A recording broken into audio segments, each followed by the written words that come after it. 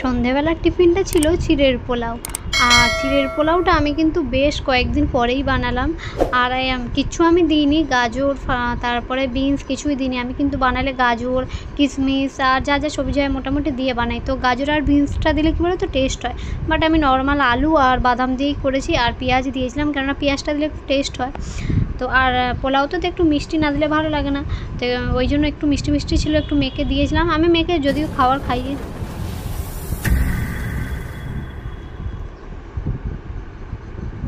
Hello everyone, good morning সবাইকে। তোমরা সবাই কেমন আছো? আশা করছি সবাই ভীষণ ভালো আছো, আর আমিও মোটামুটি ভালোই আছি।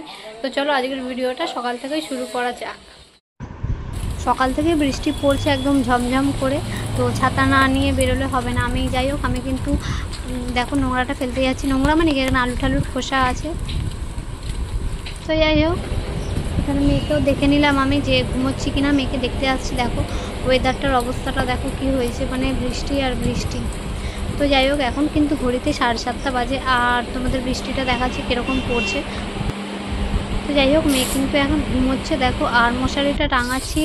মশারি কিন্তু আমি টাঙাতাম না, কেননা মশা কম ছিল, বাট এখন বৃষ্টি ওয়েদারে তো প্রচণ্ড মশা হয়েছে, তাই জন্য মশারিটা টাঙিয়েছি।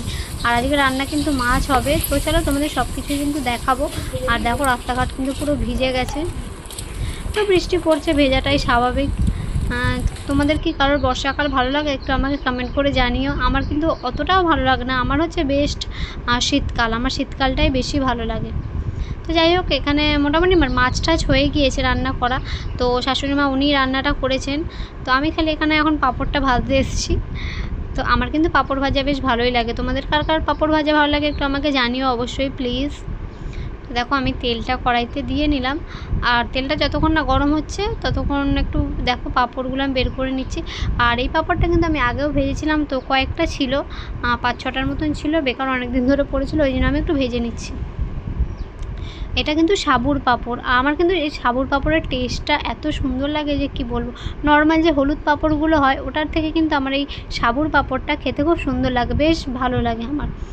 আর তো দেখো আমি কিন্তু এখানে এখন ভেজে নিচ্ছি। তো আগেই বললাম পাঁপড় বেশি ছিল না, অল্প কটাই ছিল। তো দেখো লাস্টে গুঁড়োগুলো ছিল, ওইগুলো আমি ভেজে নিচ্ছি। আর এই ছোটো ছোটো গুঁড়োগুলো না তুলতে মানে খুব অসুবিধে হয়, তো হাতা ছাড়া কিন্তু তোলা যায় না খুন্তি দিয়ে। তো যাই হোক দেখো এটা আমি ভেজে নিচ্ছি।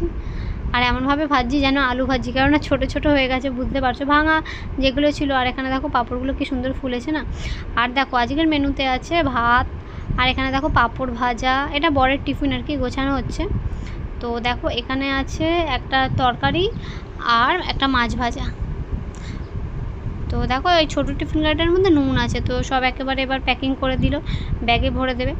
তো সোনামাকে এখন কিন্তু ওর পাপা ওই ঘরে খুব চটকু বটকু করছে, কেননা কাজে যাওয়ার আগে কিন্তু ওকে আদর করেই যায়। তো সারাদিন থাকে না, বুঝতেই পারছো, সেই সকালে যায় সন্ধ্যেবেলায় আসে। তো যাওয়ার আগে মেয়েকে খুব করে আদর করে। আর মেয়ে তো সারাদিন বাবাতেই, মানে বাবা বাবা ব্যাস, আর বাবা ছাড়া কিন্তু আর কিচ্ছু বোঝে না। আর এদিকে কিন্তু শাশুড়ি মা সব কিছু রেডি করে দিচ্ছে ব্যাগে। দেখো বোতল টোতল সব রেডি একেবারে, এবার গেটের সামনে রেখে দেবে। তো এখন কাজে বেরিয়ে যাবে, কাজে যাওয়ার আগে এখন গেছে ওই ঘরে মেয়েকে এখন চটকু পটকু করতে। তো কাজে যাওয়ার আগে এখন আদর করে যায়। তো যাই হোক, বুঝতে পারছো, সেই 9টায় যায়, আসে 6টায়। তো অতক্ষণ মেয়েকে দেখতে পায় না, ওই জন্য যাওয়ার আগে একদম ভালো মতন আদর করে চলে যায়। এখন আদর হচ্ছে। তো দেখো বর এখন বেরিয়ে যাচ্ছে কাজে। তো এখন কিন্তু ঘড়িতে বাজে 9:10, 9:30 থেকে ওদের কাজ।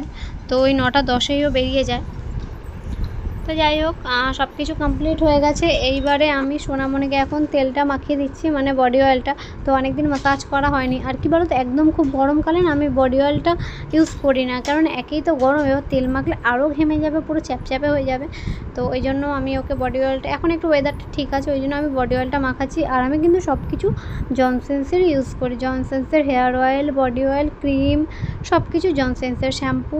শুধু সাবানটা আমি জনসেন্সের ইউজ করি না, কেননা ওই একবার না র্যাশ হয়েছিল, তো ডক্টরকে আমি দেখিয়েছিলাম। তো ডাক্তার আমাকে টেডিবার, তো ওই সাবানটার দাম 175 টাকা। তো ওই টেডিবার পিঙ্ক কালারের ওই সাবানটা আমি ইউজ করছি। তো তোমরা হয়তো অনেক ওই সাবানটা ইউজ করো, টেডিবার খুব ভালো সাবান, বেশ স্মুথ। তো ডাক্তার আমাকে রিকমেন্ড করেছিল ওই সাবানটা ইউজ করার জন্য, তো ওইটাই আমি ইউজ করি, আদারওয়াইজ সব জনসেন্সের। তো যাই হোক, এখন কিন্তু সন্ধে হয়ে গেছে, সন্ধে মানে কি বিকেল। তো পার্ক না সরি মন্দিরে এসে গেছি। দেখো সোনামণিকে নিয়ে খেলতে। আর সোনামণির কিন্তু এখানে এখন অনেকগুলো দিদি আছে, দেখো খেলাধুলা করবে দিদির সাথে।